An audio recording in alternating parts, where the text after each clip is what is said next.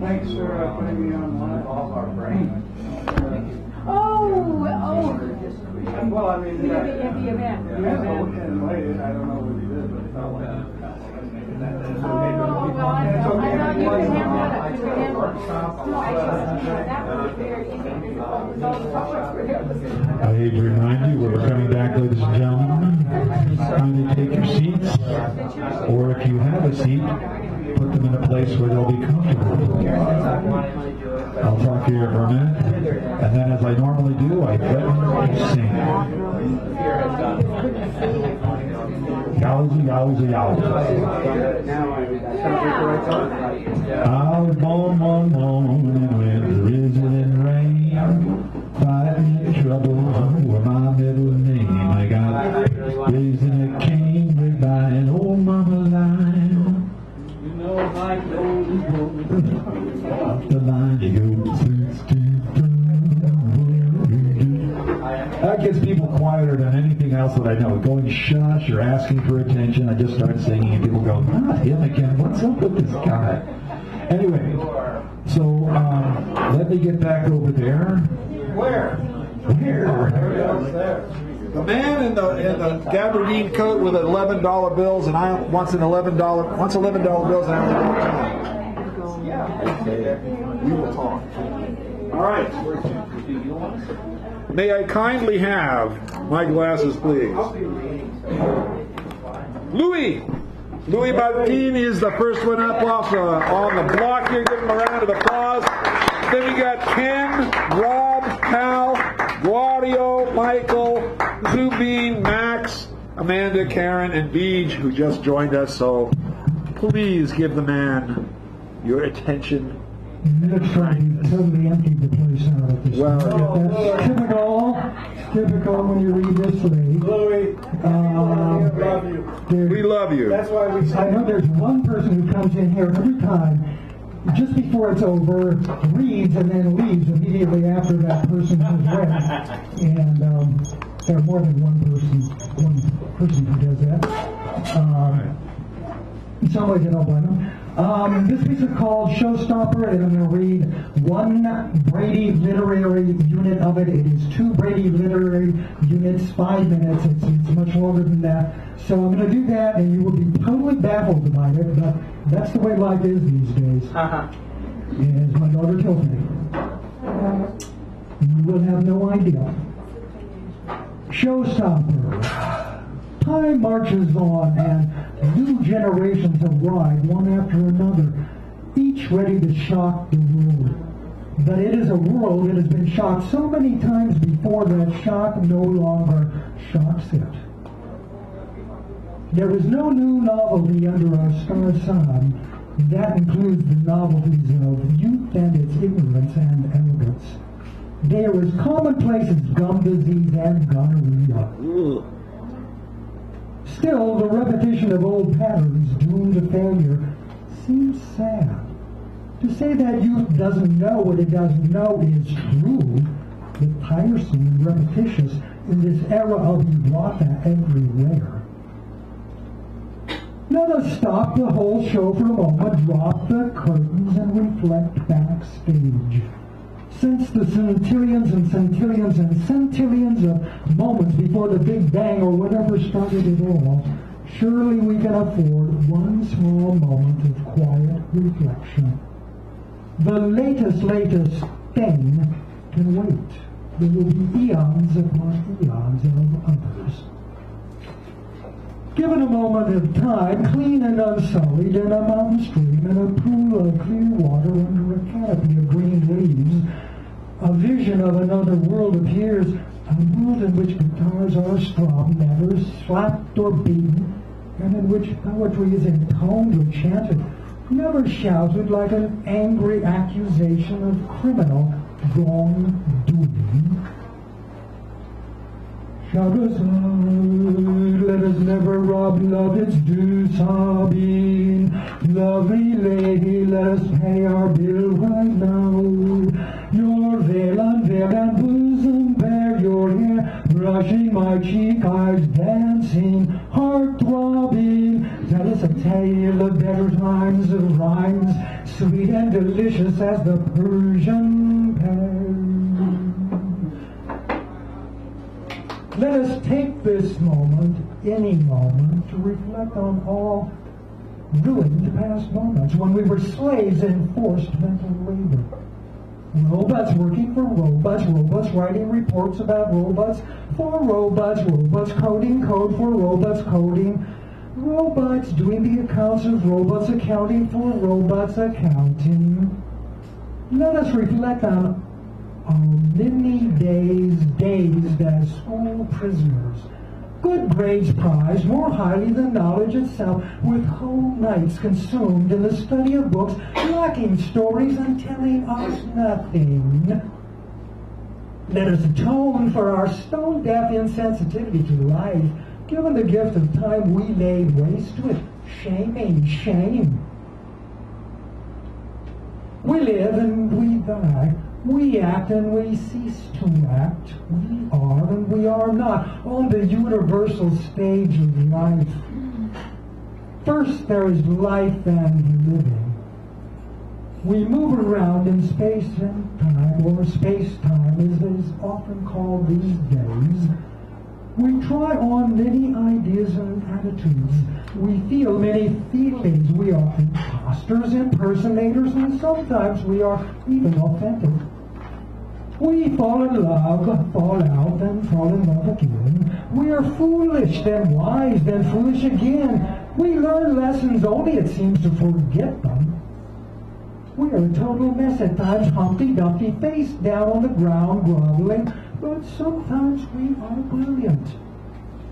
We understand the complexities, or think we do, of a world and a universe that our predecessors knew almost nothing about. The alarm's about to go off. So. Thank you. He's perfect. Perfect timing.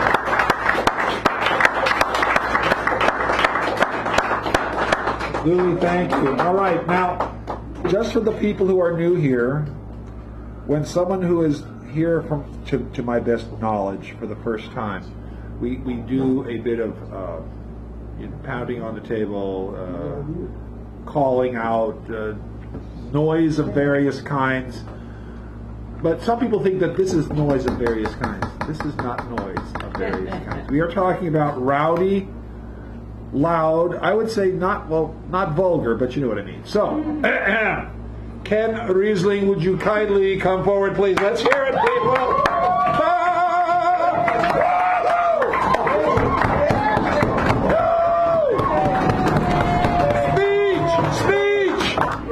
This is great. More! I'm afraid to. Encore! Sorry. I can leave right now. This is all I came for. So Thank you very much. So actually, no, I didn't. I came to see Gary. I mean, I know you understand why. Yes. But I didn't plan to play. But I was told there was a guitar here. So a cafe has a guitar. Yes. When I die, I hope to come back as a cafe, so I'll still have a guitar.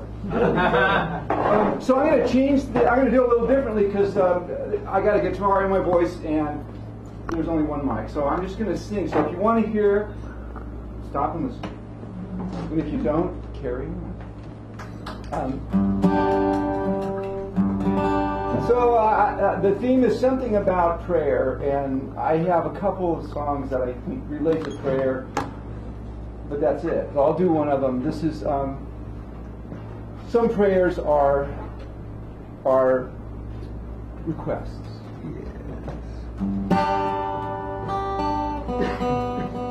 A request and guitar being tuned.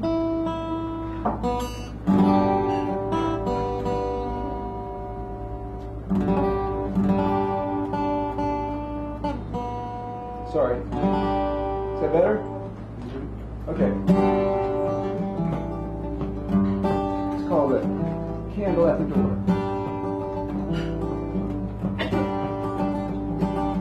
Stars look down with envy at your face.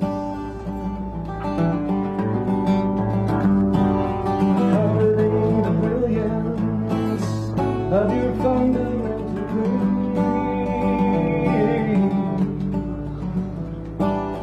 You rule the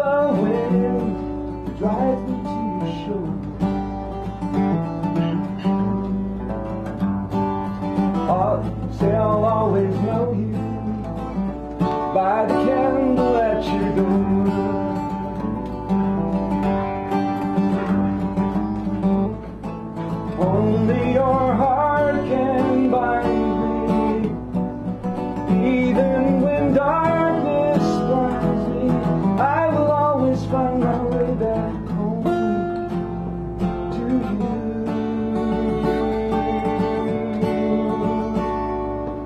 We are like the shadow and the flame.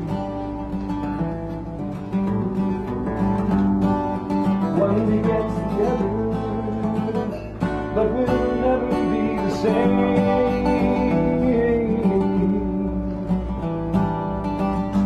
Tiptoes of hope were a groove across your floor.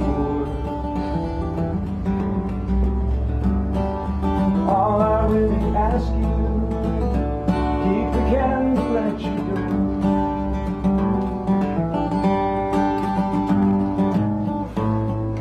Only your heart can bind me, even when darkness finds me. I will always find my way back home to you.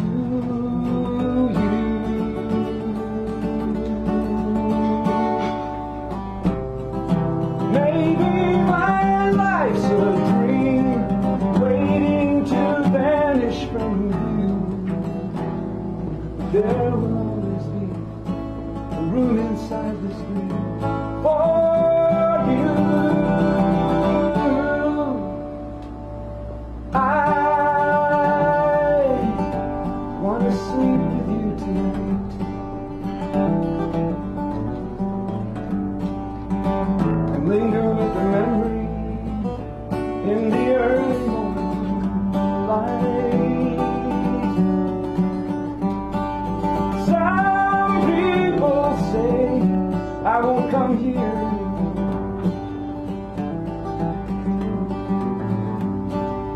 If you don't believe me, keep the candle at your door.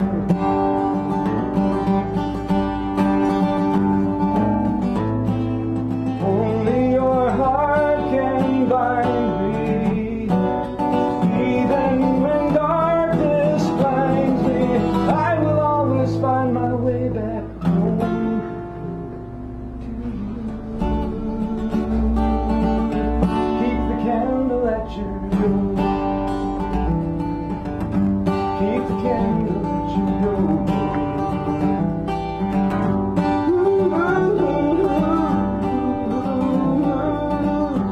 Keep the candle at your door.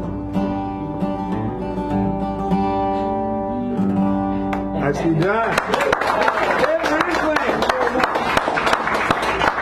That's your song? That's mine. Wow, that's his. How was that? Just in case you do, Thursday nights here they have an open music night, so you can come back here any Thursday night. I actually came from Santa Rosa, so Just in case. But yeah, but also I did want to mention that I will be doing a show with Gary on October 21st at Expressions Gallery in Berkeley, and he and I perform together now and again. Now and again. Awesome. All right. Thank you so much. Rob G is next. Give him a nice round. Then we got Hal, Claudio, Michael, Zabine, Max, and a few others here. We're going like gangbusters, proverbially speaking.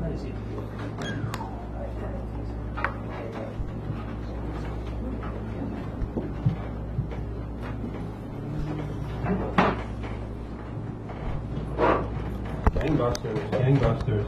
Proverbially. Is that loud enough? Yeah, that's good, I think. That's good.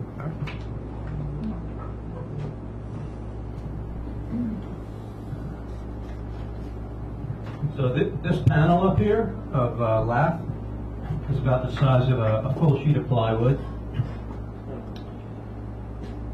So imagine two sheets of plywood.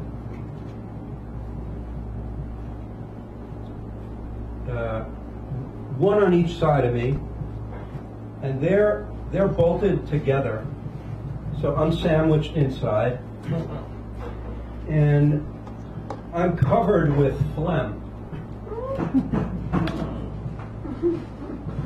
So it's very tight in there, but the phlegm drips out around the edges, so it makes a really good boat. And I've taken this boat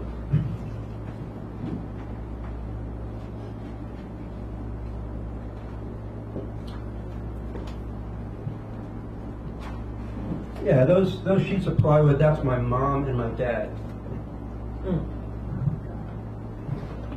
And hi Mom, hi Dad. My brothers are there. They're somewhere in the boat. They're probably the phlegm. I have an older brother and a younger brother.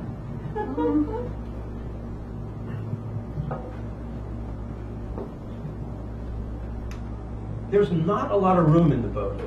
There's not a lot of room, but it goes far. It's gone far.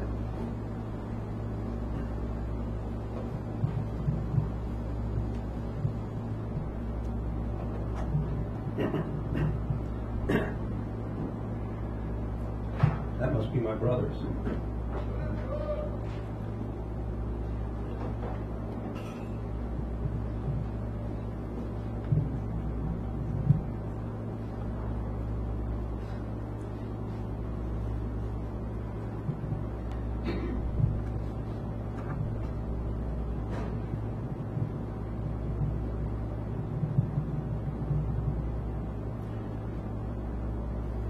So quiet.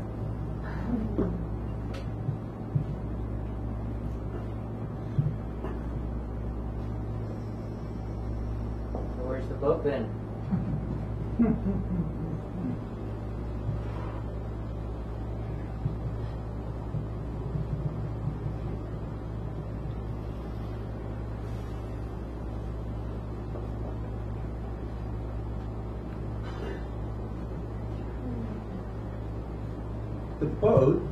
The boat is sitting on a conference room table.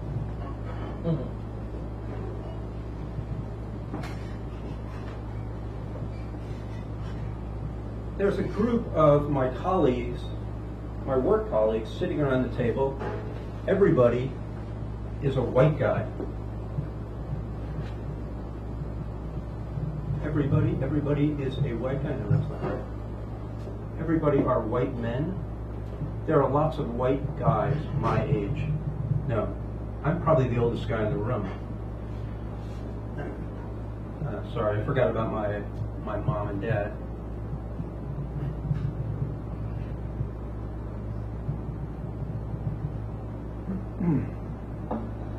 They're the colleagues, they're the executives. This is the executive meeting. I'm in the boat. And they call each other big swinging dicks.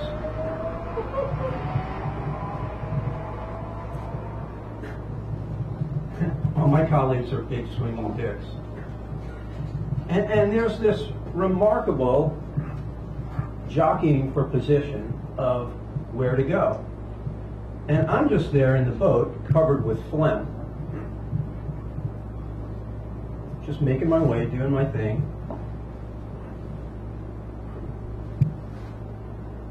This morning, give me 30 more seconds. We have it. This morning, it's me, our cat, my wife.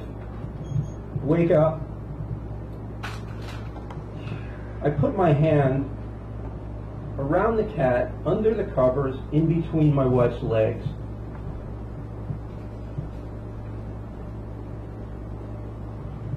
That's all. All right. Thank you, Rob. All right. Now, for those people who aren't aware, when we have someone who does the keynote always reads a poem by someone else, and they kick the evening off, but then they come back to the open. So we're going to welcome back Mr. Hal Robbins to the open mic here before we have Gladio, who's coming up next, then Michael, Zubin, and Max Armini.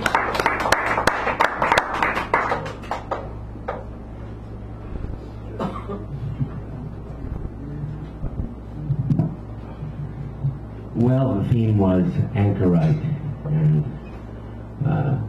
an anchorite would be one of the pillar saints, like Saint Simon Stylites, the protagonist of Pasolini's film Simon of the Desert. The pillar saints, like many mystics, believed in the mortification of the flesh, being incredibly uncomfortable, because this, for some reason, brought them closer to God.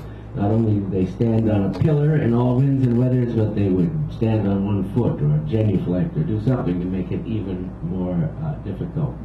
Another type of anchorite is the eremite, and this is similar, but the eremite was usually sealed in a city wall, and she never came out, although she could reach an unsanitary hand out to bless a child. The word anchorite does appear in Byron's Childe Harold's Pilgrimage, I think in the 11th stanza of the first canto, but only in a passing reference. And that's a very long poem, which I'm not going to try to say now. But in this poem by John Keats, the eremite is referenced and is made a simile to the poet, the writer of the poem.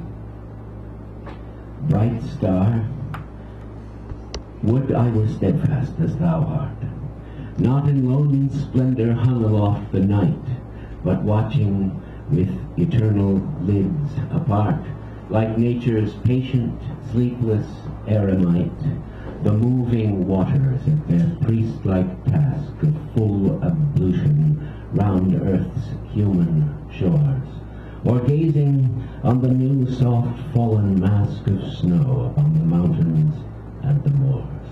No, still yet steadfast, still unchangeable, pillowed upon my fair love's ripening breast, to feel forever its soft swell and fall, awake forever with a sweet unrest, still to hear her tender taken breath, and so live ever, or else swoon to death. Al Robbins, ladies and gentlemen, the magnificent, the magical. Try that one. All right, so Ken gave us, Ken gave us a chance to practice warming up, howling and hooting. We now have another newbie coming up here. Wadio, why don't you rise to the occasion, ladies and gentlemen?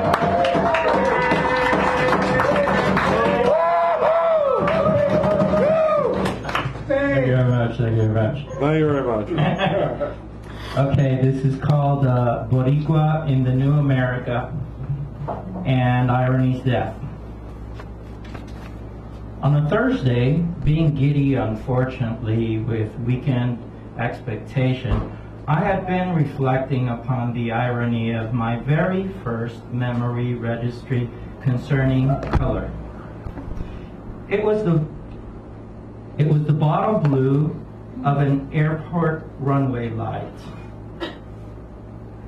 I saw as I stood on my window seat, a few feet away from a space-like door.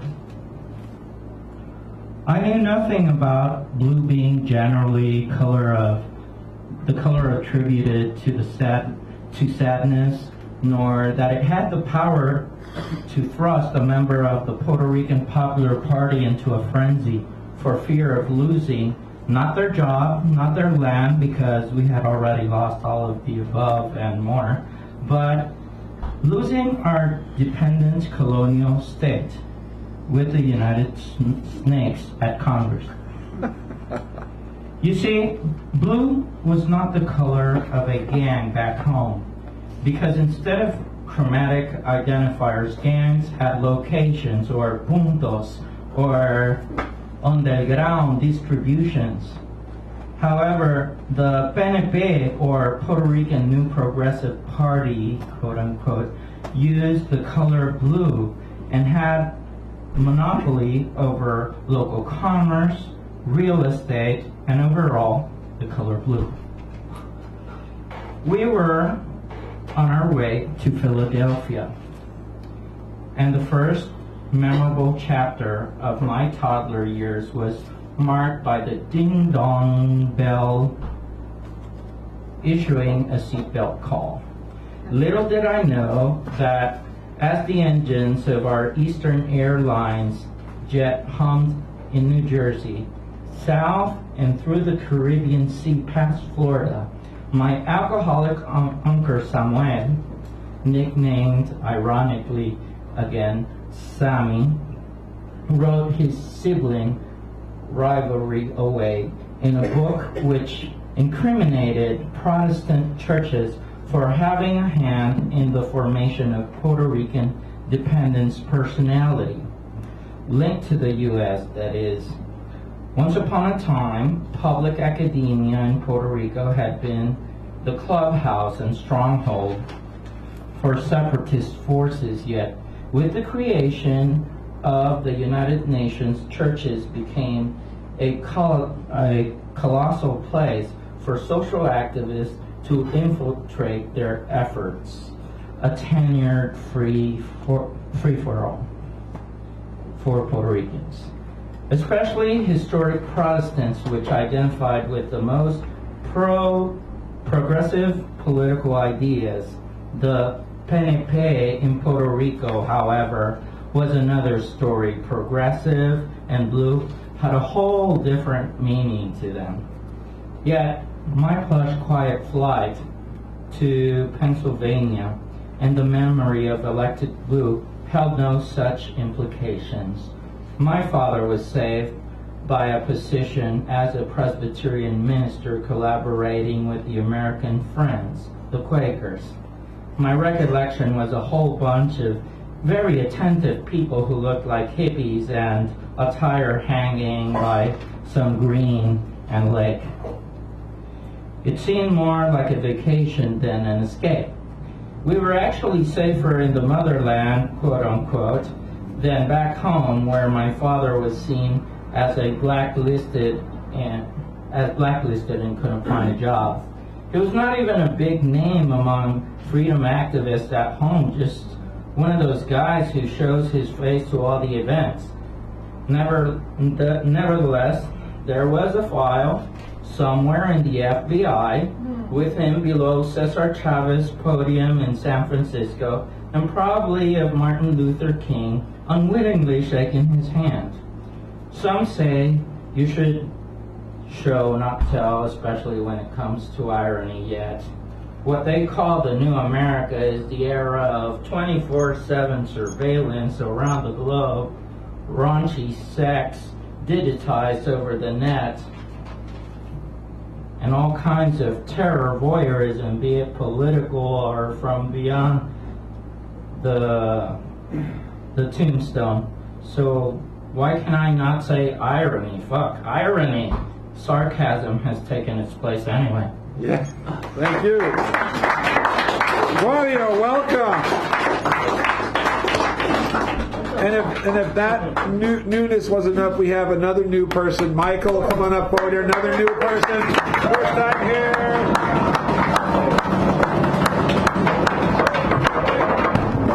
Thank you, Dan. Thank you. All right. I didn't know the theme, but I think I can play along. It's all right. We believe in you. A man awakens every morning as heaven's eyelids widen, alone in the Henry J. Kaiser Convention Center's dome, in the head of Lake Merritt. He makes home. The buds in his ears play music hot to keep his calm gaze from thought, as somnambulists and sans-culottes, overalls and suits and ties, climb through the sunrise to their 9-to-5s. The muscles round his eyes sought none but airy cinnamon mirrors of his morning skin. His sullen, satisfied grin sat naming every mammal who crossed the channel. A muscle clinging to that ersatz enamel denies defense against the flies, stands strong against the tides. And I, walking by, wondered why, from daily dawn to noon, he sits and listens to that tune, waiting for the silent swoon of downtown Oakland on Saturday afternoon. Beautiful.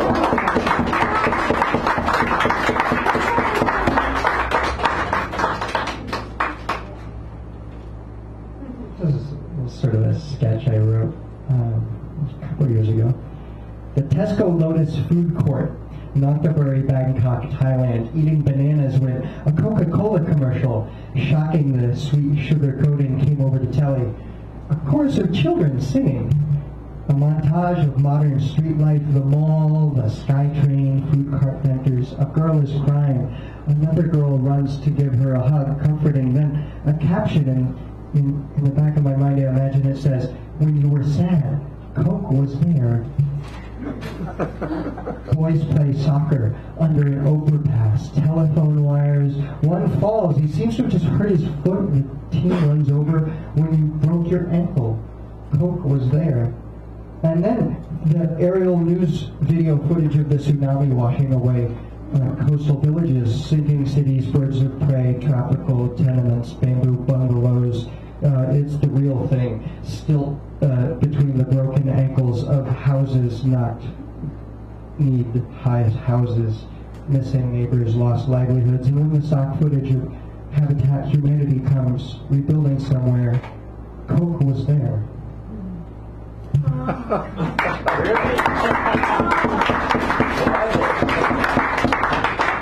It's all about placement. It's all about placement. They were watching.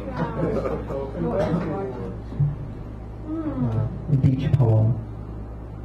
Scattered bricks and urbanite and graves, all skipping pebbles soon will be sand, then diminishing infinitesimally into a universe of background radiation, ripples of sand, white noise, white clouds. People fly kites, burn garbage, wear blankets, run for pleasure.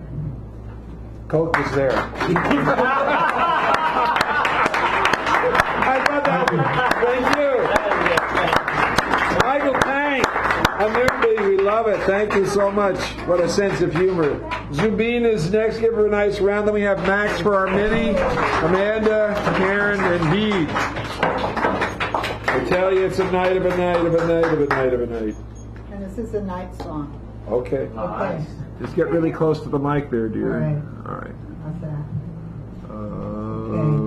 Okay. Ever since I met you, I've tried to write you a perfect love song, a perfect scripture, so that those who read it would know you and awaken from their dream of existence as other than you. But I still fail and fail again. How can the mind which must subside for your light to be realized? How can it describe that which appears when it is gone? How can it talk of love if it obscures the very love of which it speaks? But then who will find you if you insist on silence? I keep at it because it is all I can do. I am not so stupid as to think this can succeed. But it eases the pain of our separation to whisper sweet nothings in your ear. It gives some meaning to my time here. It is my delusion, but I take some pleasure in imagining that this amuses you like a snowflake or a flower. Tonight, there is no sleep. It seems as if we are both awake, watching each other. Your tender tranquility invites me to disappear. But tonight, I choose to linger in contemplation of your transcendence and my emptiness, your truth and my illusion. But soon the dawn will appear, and I may wander too far to remember the nectar of your presence, that you allow us ghosts to masquerade through your creation is the quintessential proof of your grace. So, I like these poems. I don't write them, I just memorize them, and I play them over and over in my head. Okay? Who wrote this? Yoshin, David Radin, Ithaca, New York, Zen Center. This one is a Rumi poem. Subtle degrees of domination and servitude are what I know as love. But love is different. It arrives complete, just here, like the moon in the window. Desire only that of which you have no hope. Seek only that of which you have no clue. Love is a sea of not being, and there intellect drowns. This is not the Oxus River or some little creek. This is the shoreless sea. Here swimming ends in drowning. A million galaxies are a little scum on that shoreless sea. But love is different.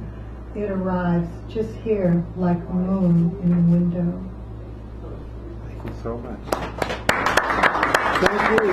Nadine, who has the It's right here. okay, can you hand that to her? All right, and now our mini feature of the evening, who reads before us now and takes his stand.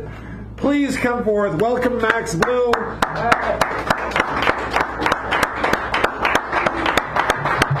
And make that arrangement the way you like. Get yourself set and beautiful. I think this is just fine. It's quiet enough in here that I don't think I have to be too loud. I was for a while I was hosting an open mic on Wednesdays, but now I'm not anymore, so I'm free to come out here. And I was during the break telling Dan how glad I am that I'm able to come out on Wednesdays now. Good to be with all y'all. These are all fairly recent. I don't think any of them have titles. The first one, seeing you again gives me chills like the ones that come every 2 weeks when the barber evens out my hairline with her smallest clippers. I get my haircut every paycheck. I get a paycheck every 2 weeks. The haircut is like the groceries, the toilet paper, etc. It is maintenance of the most mundane and only really noticeable in its absence. Examples. I see you've grown your hair out, or you look hungry, or you know you haven't any toilet paper left, etc. Seeing you again is completely out of the ordinary. Massive chills. I look forward to the chills I get from the clippers on my neck and relish them when they come. I do not look forward to seeing you again. And perhaps I never will. For now, seeing you again is just an absent-minded musing that overcomes me as I sit in the barber's chair, watching people pass by out the window. She's evening my hairline with her smallest clippers.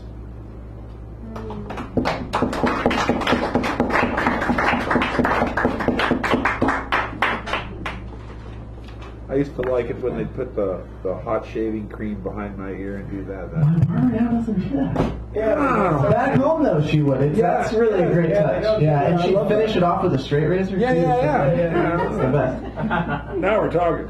Now we're talking.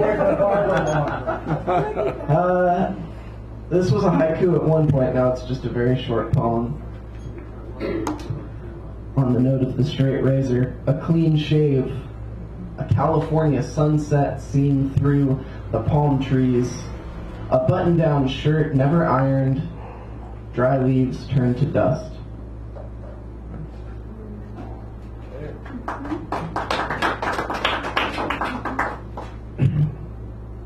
The Chinese grandmother who lives upstairs, she tosses handfuls of seeds onto my back porch for the pigeons. When she does this, I go into the kitchen doorway and peer up at her. She peers down like an old deer. I never speak, nor gesture obscenely, but I hope that she can sense my contempt. Maybe not, though, because we repeat this routine every morning.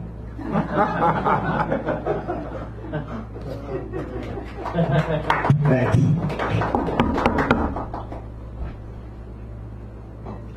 There's a real haiku. You cried a lot, parked outside my old house, where we sat talking. Another poem. We went to a poetry reading at the college. I think you held my hand, or I put an arm around you. I can't exactly remember. You kissed me on a bench later on that night, said vague things with your head in my lap. I avoided you after that.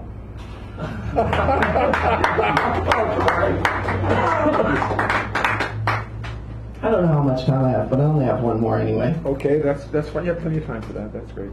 Well, then maybe,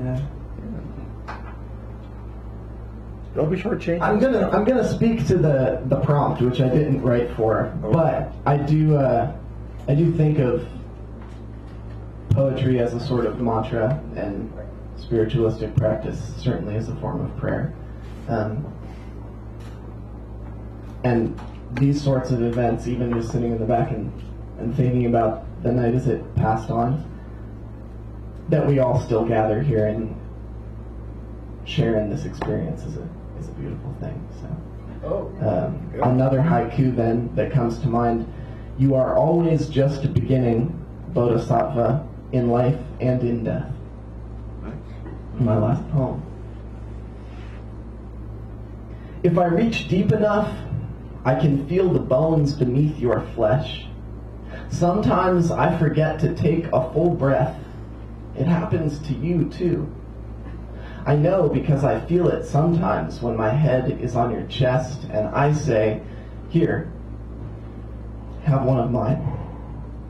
And I measure the years of my life by the hours I measure by the minutes it takes for the same cup of coffee I just reheated in the microwave to get cold again. Sometimes I spend 12 days on the same page. Other days I write a dozen poems in as many minutes with my eyes closed, then throw all 13 away. And I walk along the wharf at sunset, and I think about how cold I am, and I wonder whether it's the caffeine or the wind. And I watch the ships come in, and I wonder where the men aboard live. And the whole world turns pink in an instant and looks like a painting, and I don't think about death in that breath or anything. Thanks. Wow. That's blue. For many of the evening. As if having newbies weren't enough, we have yet another newbie, her first time here. The wonderful, charming, brave, and patient Amanda Rutledge. Kindly come forward, please. Come on, people, let's do the thing, you know. I love hearing it. Woo! Thank you. Sorry about that. I lost control. Just finished writing this a couple days ago. I've been trying to memorize it, but to no avail. But this poem is called Pretty Enough. Fingers shuffling over draped hooks, racks stuffed with the latest trend. Yet it's quite comical when the tag reads, "One size fits all," as if that fabricated lie sufficiently resonates with every humble curve or knobbed angle. A misleading trademark society has bestowed upon us, where we feel compelled to compare our authenticity to the illusion of perfection. But it is in the dressing room where the sexualized battle is fathered. Eliminated insecurities feature abrasive subjection to self-criticism. I release repulsive grunting, struggling in a sweaty mess, to dislocate my shoulder, squeezing through the rabbit hole, considering the strange allure to violate our figure just to impress those who don't matter. Fluorescent flaws display blemished skin. I emit a collapsing gulp as the fabric cemented to every fold in my body. The cotton air, like noxious gas, causes me to divert my eyes from all my humility. In war, we weep to be that ferocious vixen, filtered on Instagram, cascaded in erotic vanity. We incriminate ourselves every time we conform to indecent exposure just to feel loved. we oblige to masquerade in sexualized envy. We are afflicted to embrace that we are pretty enough, when truly in self-confidence we should be growing roses. Violent trajectory of the discarded cloth blankets my self-reflection. I'm awfully sorry. I rebel the need for validation. I humbly dance nude in front of the mirror. I bear perfect symmetry of body and soul that will marvel the world. Nicely done. Thank you. Well done. Amanda Rutledge, thank you so much. I'm glad we got here. That's great. Now we have Karen Melander Magoon next, and then Beej, our final super producer, super producer. So give Karen a round before we have Beej come up. Karen, a stellar performer and a person of note, merit. Yeah, of note. Stella. Okay. Anchorite. Anchorite life, terrarium, anemone and coral reef, self-absorbed, self-nourished. The human in a space capsule demonstrates as anchorite, auto survival mode, yet cannot exist independently. Okay, that was my anchorite. And you may remember 2 weeks ago I did the feature and a moth came. Yes. A moth covers my papers as I read, devouring each word into a void of mothy timelessness. A brilliant light beckons the moth into its iridescent yearning as scenes of dry grass and shore wetlands balance time and memory in one small flutter. This was one actually I work at assisted living, and I play piano and I do poetry and have them sing songs and stuff, and I gave them just a series of words kind of out of the blue and had everybody write the poem, and I decided to write my poem about the moth at the same time, so that's what it came out of. Those were kind of random words that I thought the moth would have loved. Okay. Petals of late summer. I find your lips among the petals of late summer. I gather them to kiss their dewy tears.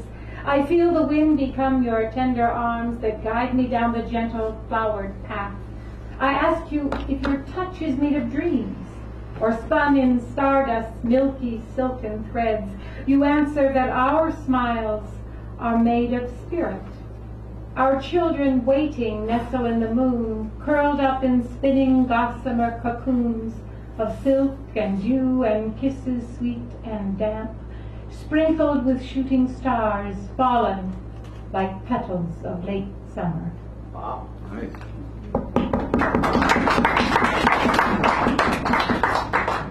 This I just read about, that there's a church in Umbria where angels sing. So A church where? a church in Umbria, Italy, where angels sing. That's and they've been singing there for 800 years and nobody denies it. They say angels sing in a church in Umbria, an abandoned church called St. Mary of the Angels, built 800 years ago. People hear the angels whispering songs echoing through the walls of the old church. The walls have endured wars, earthquakes, disasters of nature and of man, and yet they echo love songs. Love songs through the ages. Birds fly through vaulted arches, joining the angels' song. They say the birds sing descant against the angels' harmony. We still hear whispers of sweetness, laughing of angels behind church walls in Umbria, where cupids sing tropes and hum in clear tones, rising above the pillars and the vaulted arches towards the sky.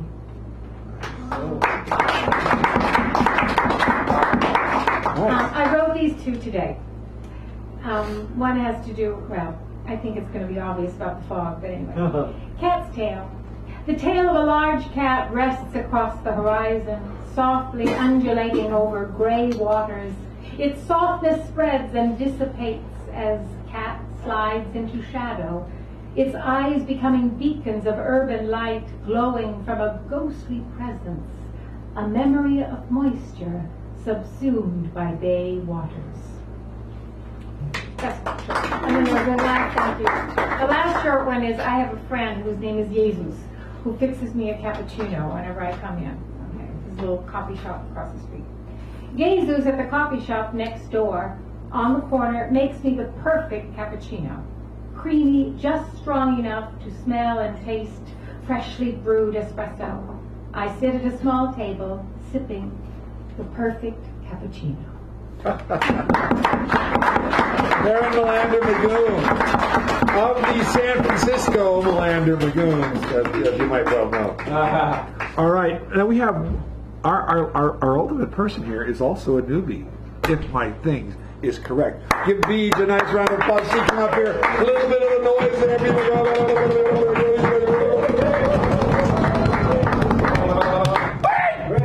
Sorry. Thank you. All right.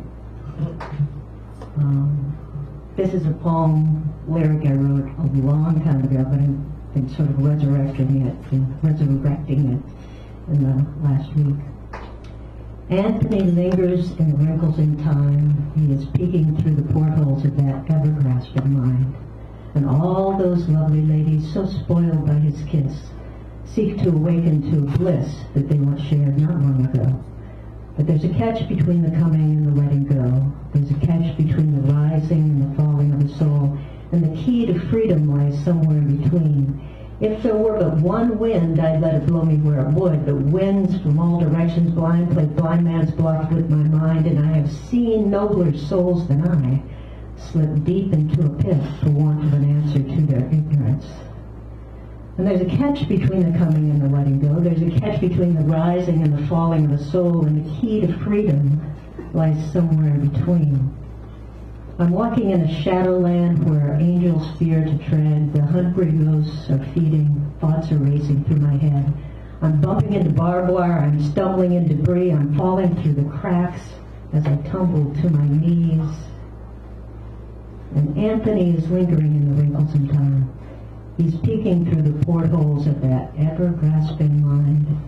And all those lovely ladies, so spoiled by his kiss, seek to awaken to a bliss that they once shared not long ago. But there's a catch between the coming and the letting go. There's a catch between the rising and the falling of the soul, and the key to freedom lies somewhere in between. Wow.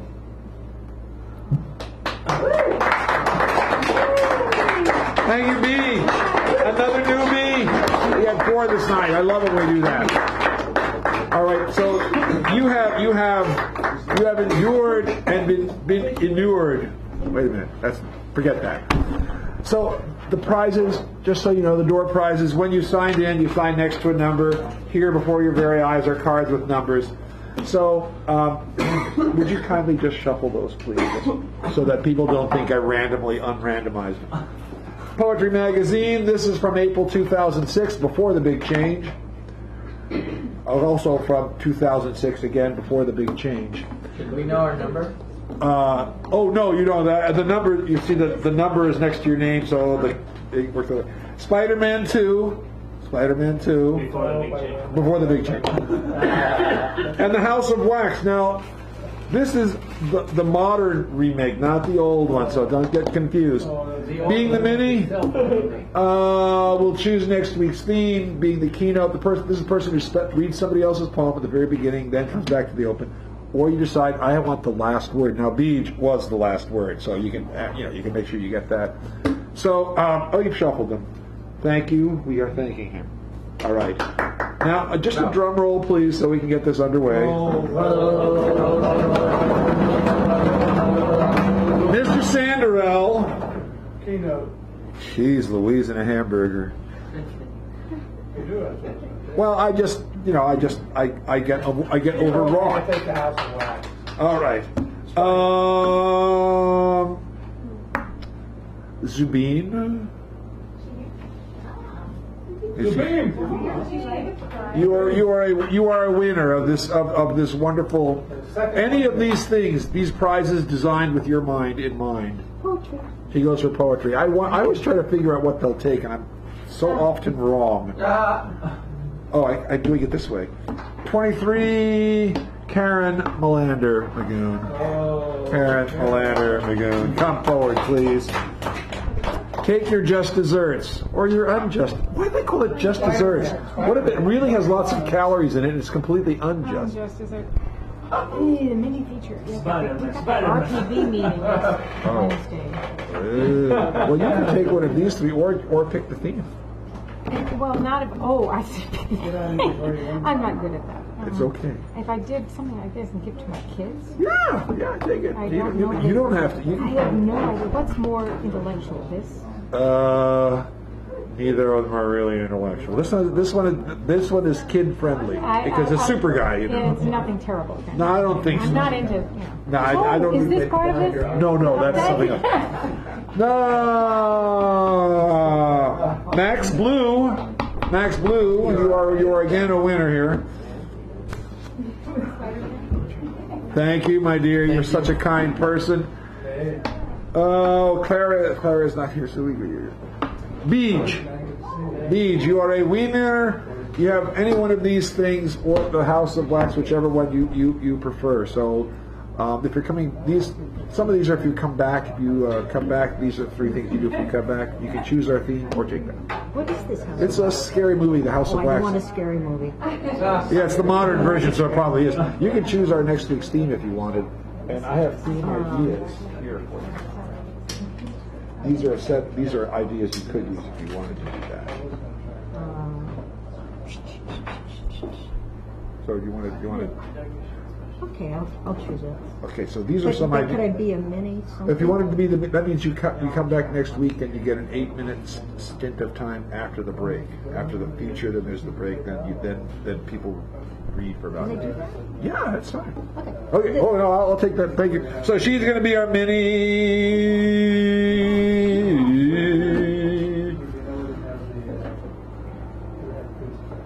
Is Louis still here? No. He just vaporized. Michael. So either one of these 3 things, the last word, choose the theme, or you come back and do a poem at the beginning. Oh no, somebody already took the keynote. Someone took the keynote. Okay, then you have the House of Wax for those. Okay, so that means you get the last word. No one speaks after you. No one gainsays you. I have to get some coffee in. Okay, so I'm going to put Michael Tank, right? T-A-N-K? Yeah. Okay, all right. Right. Yeah, thank you, Owen. You have this or the theme. Scary. There we go. Does anybody have an idea for a theme? Tomato juice. Tomato juice. There we go. Theme is tomato juice. Thank you, ladies and gentlemen. You have made me